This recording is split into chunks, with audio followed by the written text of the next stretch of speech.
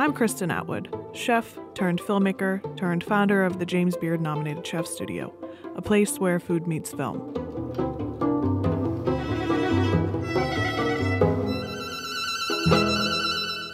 After years of working in high-stress kitchens, I wanted to bring back the joy and magic of cooking.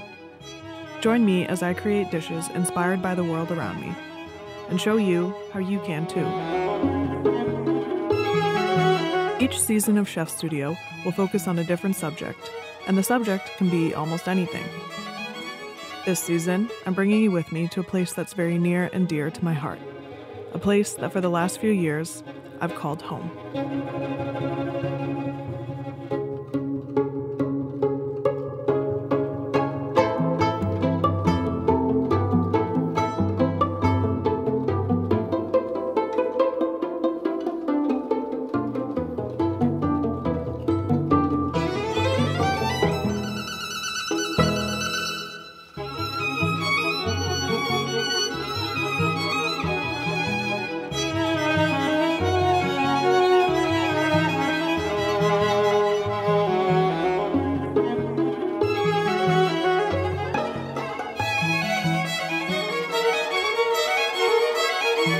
In this episode, I'm making a dish inspired by Scotland's national flower.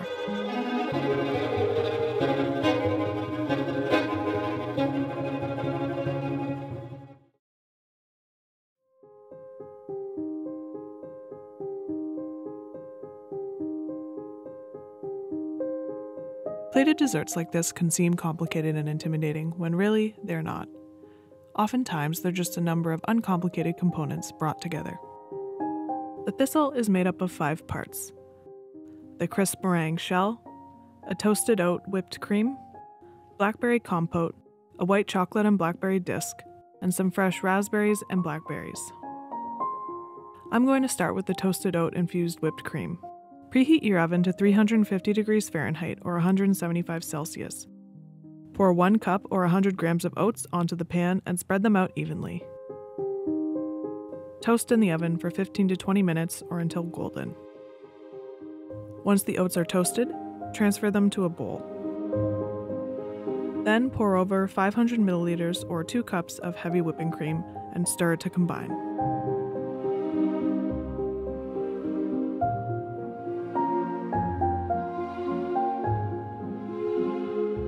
So I've just put a little bit of cling film on top of this, and I'm going to pop it in the fridge to infuse while I finish the rest of the prep. All that's left to do at the end is to strain out the oats, whip up the cream, and then add a little bit of honey for sweetness. Now for the meringue shells. Separate 4 eggs. Then transfer the whites and a pinch of salt into the bowl of a stand mixer fitted with the whisk attachment. Whip the whites until they've reached the fluffy, soft peak stage. Add in 200 grams or 1 cup of sugar, then whisk on high for about 10 minutes or until all of the sugar granules have dissolved.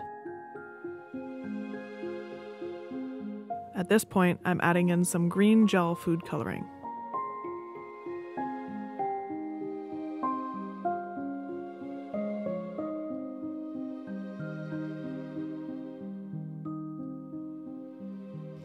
To shape the meringues for baking, I'm using round silicone molds which I cut into individual pieces so that they're easier to work with. Place the molds on squares of parchment paper and use a spatula to lightly coat the outside of the mold, making the very top portion slightly thicker.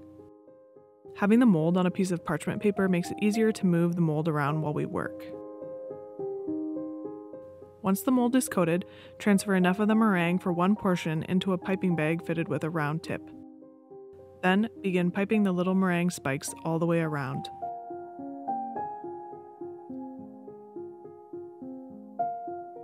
Leave a small circle blank at the top. This will give us a nicer base so that the dessert will balance on a plate, and it also leaves a spot so that we can add on our blackberry chocolate disc. Bake the meringue shells for 2 hours at 200 degrees Fahrenheit or 95 degrees Celsius. After 2 hours in the oven, the meringue should be hard to the touch. Pull them out and leave them to cool completely before gently removing them from the molds. For the Blackberry Compote, get 2 cups or 500 grams of blackberries into a pot along with a 1/4 cup or 50 grams of sugar. I'm just using a whisk to kind of mash the berries up as I'm cooking this. So I'm not going to use a hand blender or anything, and I'm not going to strain this. I kind of like to have a little bit of texture from the seeds and from the berries in the compote that I'm using in this. I'm also adding in a pinch of salt. Adding salt to fruit puree or compote might sound strange, but it helps to make the flavor of the berries or fruit more pronounced. Let this simmer on medium-low for 15 to 20 minutes, then transfer to a bowl and set in the fridge uncovered to cool.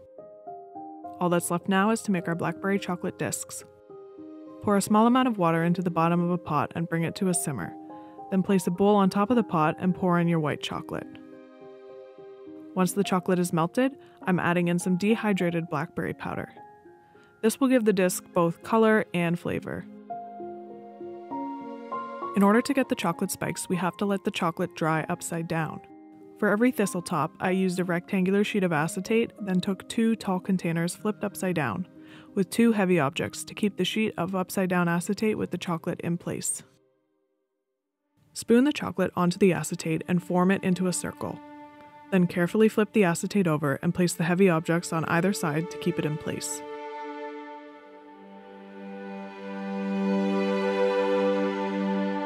So from here you can kind of just let gravity do its thing, but since I want a lot more spikes than what would naturally form, I'm just going to help it along and use the tip of a small knife to pull some more chocolate strands downwards. Once you're happy with how the top looks, leave the chocolate to set and repeat.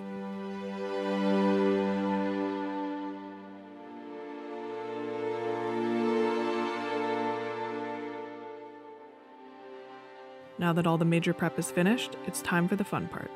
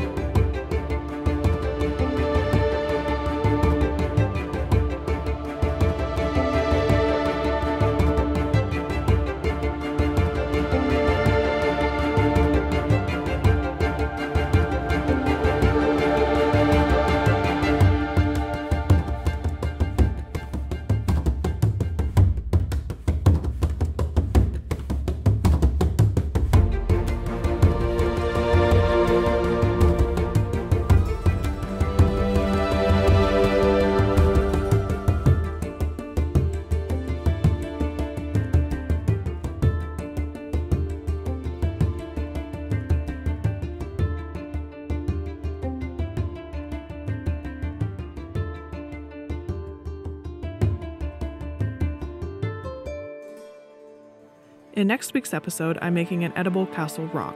To get notified when episode 2 is live, make sure you're subscribed and that you've hit the bell notification button. If you'd like to help support the channel and the creation of more series like this, consider becoming a patron. Links for my Patreon, Instagram, and website are all in the description box below.